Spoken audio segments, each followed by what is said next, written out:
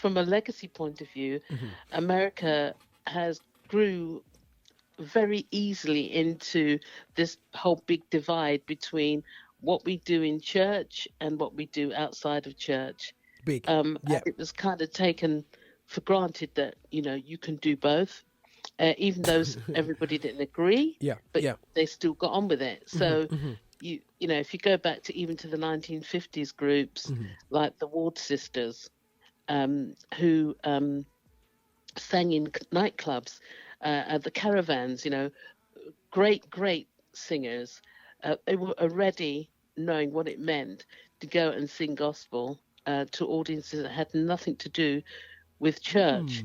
And although it was controversial, it was accepted that there was something out there that was being done. But it was whether or not you signed into it, it's whether or not you had your connection to church. So, of course, Sam Cooke, probably the most famous backslider in gospel music history, who was soul music's first star. I mean, he defined what soul music was and became, and then he was tragically and controversially killed by some woman in a hotel. I watched a documentary recently. I didn't realize that he'd been shot something like 13 times. I thought it was just a one shot thing, but this hotel woman who shot Sam Cooke, and there was kind of like a political thing around it, that he was standing up for black music in a particular way, and there were a lot of people who didn't like the way he positioned himself and wanted to deal with the race issue.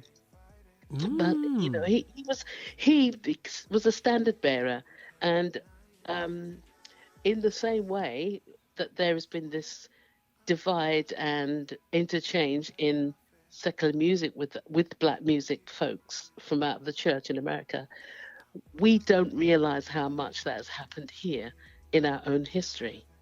Even before the LCGCs, the London Gospel Choir, there was the Soul Seekers, and the Soul Seekers was the first kind of I remember them. Yeah, I remember hearing about them. Yeah.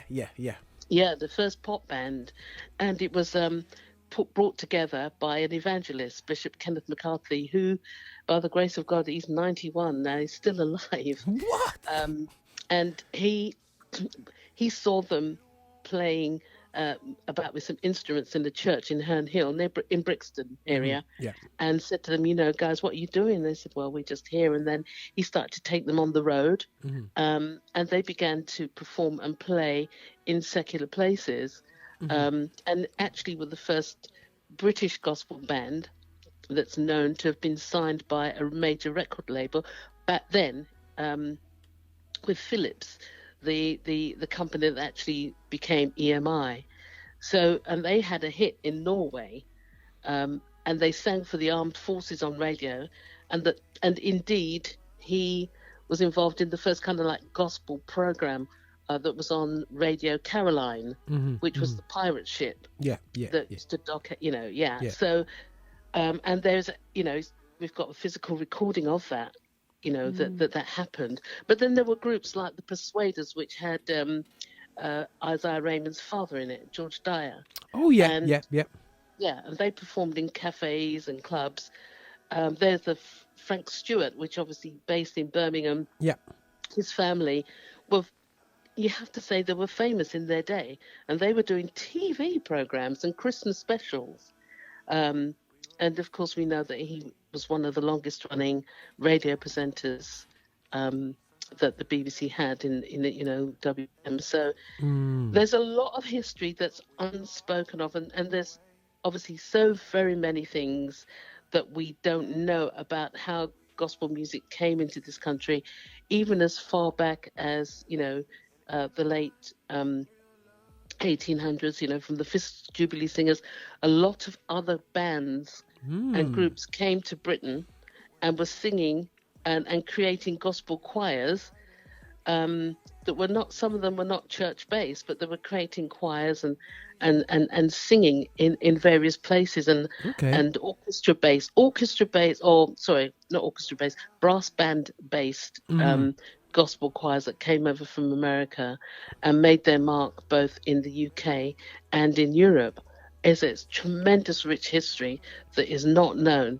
And so underneath, over the years, from the fifth, particularly since the Windrush era, there was this music bubbling, people doing lots of things. I even think about Roy Francis. Yeah. Roy, he was in the Soul Seekers. He was about 15 or something like that. You serious? Yeah. Mad. And he's written a book that's being released that tells a bit of his story. There's an actual picture that, it's funny how God works, because I have a friend, and I ended up working for her.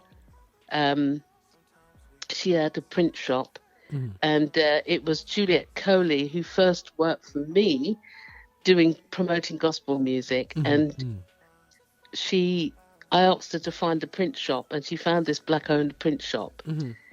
She ended up Juliet Coley ended up being on the People Get Ready show, but I retained a relationship with this black print shop.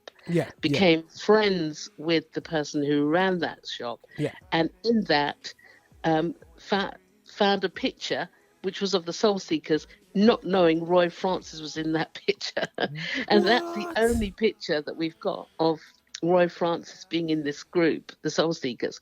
And he's got his own story about he was even kind of headhunted by the Beatles, and there was influences within mainstream all the time with gospel musicians.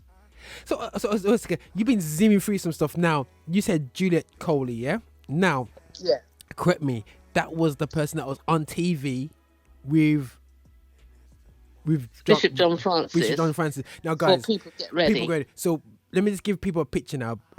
Right. So when I was a kid, now I don't mind saying I'm 42, yeah? So when I'm about 13, 14, 15, I can't remember what age I was exactly.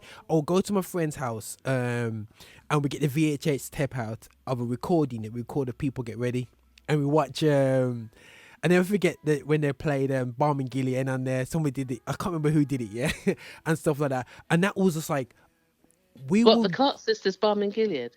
Barman Gilead. I remember that being performed. I never forget that. I never forget that performance. I don't know who did it, yeah? I was young at the time, and I was like, wow.